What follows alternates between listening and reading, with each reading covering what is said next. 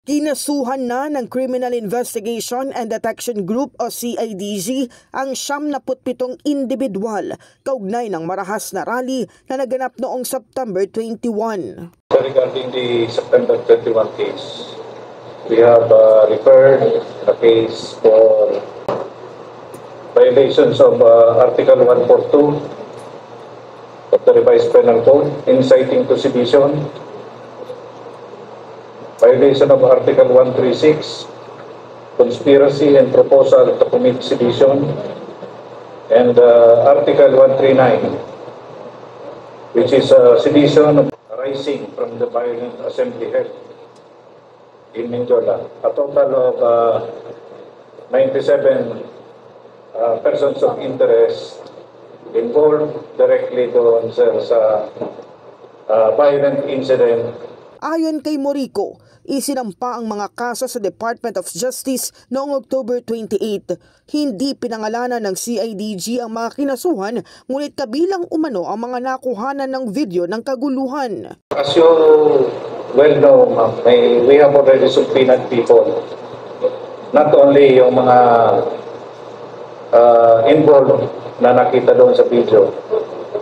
And as I have said earlier, case build-up is ongoing. We will be filing cases in the next few days. The instigators, including yung mga nagpa-plan, and those who are behind the planning, ongoing po yung investigation namin. We assure you that wala pong sisinuhin. Ito pa lamang ang unang batch ng mga kinasuhan habang nagpapatuloy pa ang case build-up laban sa mga pinaniniwalaang instigators at financiers ng kilos protesta. Ang numero na sinampahan ng kaso, ito po ay first batch lamang kaugnay na September 21 rally. Yun po kanilang mga inisyuhan ng subpoena.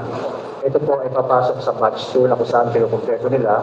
Makaraan po matapos o kumpleto yung kanilang pag-subpoena at pagkuha ng mga statement sa batch 2, makukumpleto na po natin yung kwento kasama na po kung sino po yung mga leader at iba't iba pa po yung personality kaugnay ng September 21 protest.